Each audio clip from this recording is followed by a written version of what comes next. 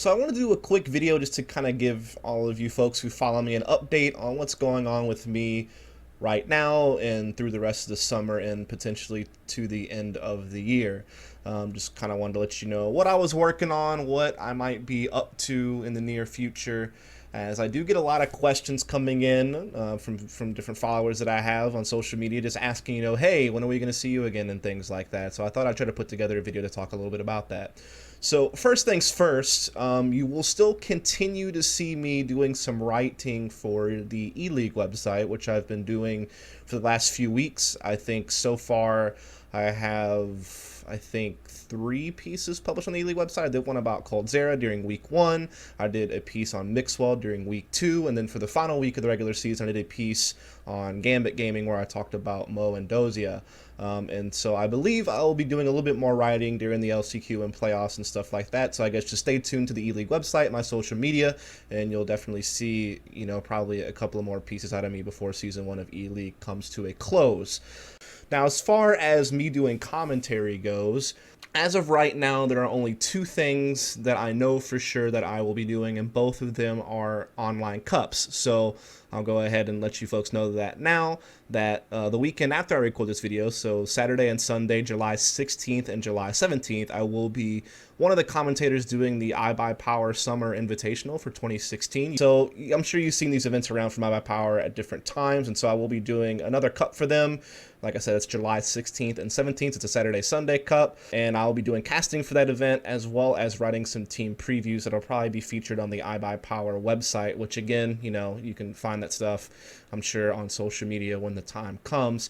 As far as what teams will be involved, I don't think it's actually been announced yet to the public what teams will be in the event, so I don't want to do that in this video and get into trouble, but I'm sure it'll be teams that you're very familiar with from the North American scene. So I don't think it'll be too surprising, the names that you see listed on there. So yeah, just keep an eye out for it. I mean, the event starts pretty soon, so I'm sure you'll be seeing some news about it probably, maybe even before this video gets published. So yeah, just keep your eyes open.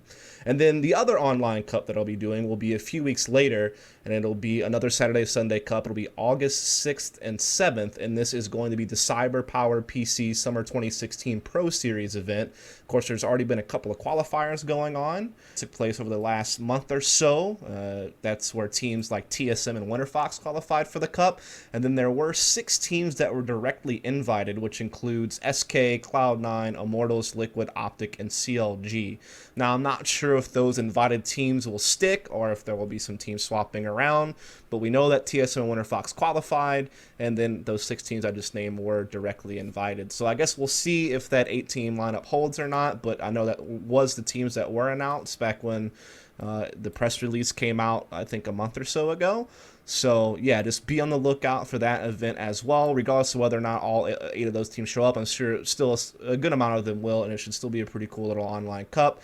The CyberPower, both of these events, I believe, are like in the $10,000 to $15,000 range. So, I mean, it's not like a crazy prestige event like some of the LAN events that you've been seeing, but it's still a couple of pretty cool online cups. And so again, just to quickly recap that, I'll be commentating the CyberPower Summer Invitational and doing some team previews July 16th and 17th, and then I will be doing the CyberPowerPC Summer 2016 Pro Series August 6th and 7th. And both of these events are being run through Civo, who I've done a lot of work with in the past with their partner pro leagues with MLG and Gfinity. I've done CyberPower Invitationals that Civo has run in the past, so it's just kind of me continuing a little bit of a partnership with those guys, helping them out as they needed some people. So yeah, be on the lookout for those 2 events. Those are 2 things I know for sure that I'm doing.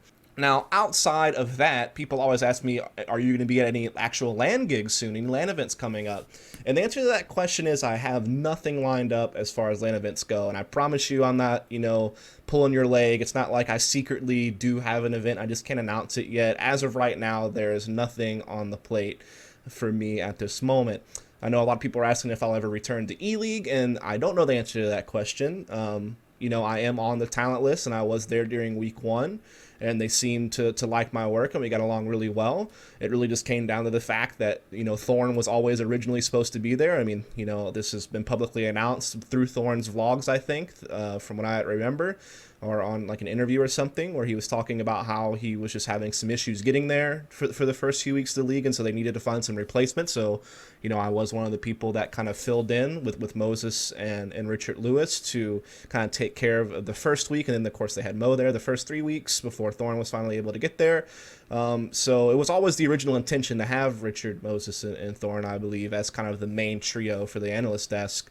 But yeah, I guess it's always possible I could make a return if they, add on more people and do a bigger rotation, or if, someone gets sick or something like that. So there always is the chance that I could return to ELeague in the future. But as of right now, I'm just not 100% sure. But I'm certainly just thankful for the opportunity to have been there for the first week. It was a blast to do, and it was a great experience, and I learned a lot, and I had, just a great time doing it. And it did give me a good bit of exposure. And, like I said, I'm still doing a little bit of writing for ELeague, so that's great too. So just wanted to go ahead and kind of address that, because I know I've been asked that a little bit. I know that there's also a lot of LAN events that will be going on in the North American scene in the next few months. So, of course, Northern Arena announced 2 $100,000 cups, one in Toronto in September and one in Montreal in November.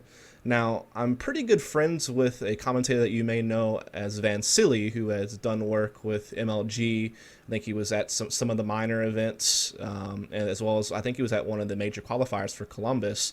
And, of course, he's done commentary for CEVO, as well as he was a commentator for ESEA. And, he's done some stuff way back in the day for MLG and TSN and stuff like that. So he's kind of a veteran.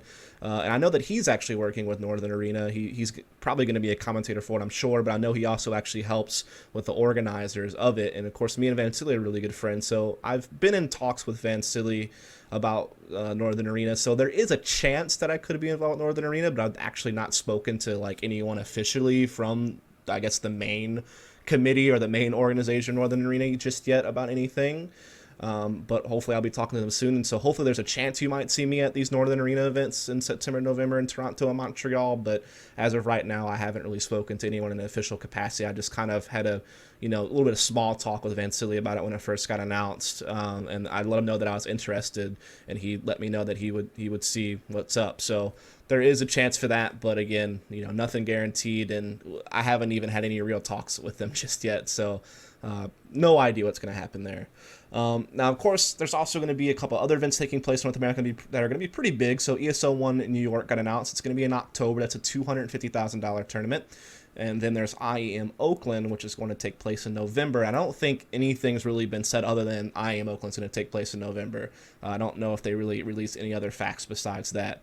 Now, I've also heard that the iBuyPower company, just like the end of 2015, and I think it was in November, I've heard that they were trying to do another LAN at the end of this year, because they've been kind of doing these online cups. They do a few of those a year, and then they want to end it with like a big LAN finals at the end of the year like they did last year. So I heard some rumors that iBuyPower might do a LAN at the end of this year, and so there's that event potentially happening.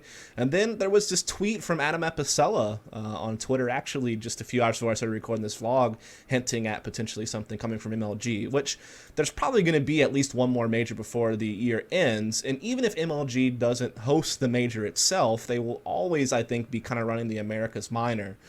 So you could probably count on another minor from MLG, which will be another LAN on North American soil. And then he was kind of hinting at maybe there might be something for MLG as far as a bigger Counter-Strike tournament goes. But we'll just have to see what happens there, because nothing's really been said about who will host the next major. But again, we should have another one before the year's over.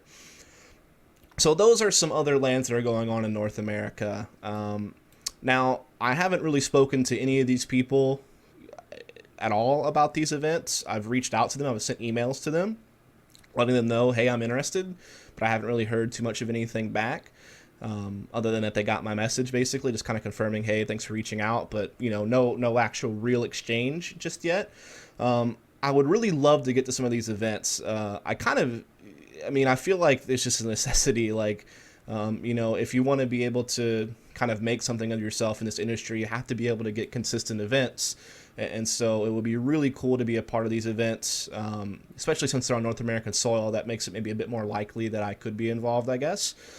So I reached out, let them know I was interested. We'll just have to see where it goes from there. It would really be awesome to be able to get some more events before the end of the year, just to kind of, establish myself a little bit more as an analyst, or that's kind of the main role that I'd like to play as a desk analyst, but maybe color commentary or something like that as well. So yeah, just wanted to kind of mention, yeah, there's some events going on North American soil. Not really sure if I'm going to be involved with any of them. I'd love to be.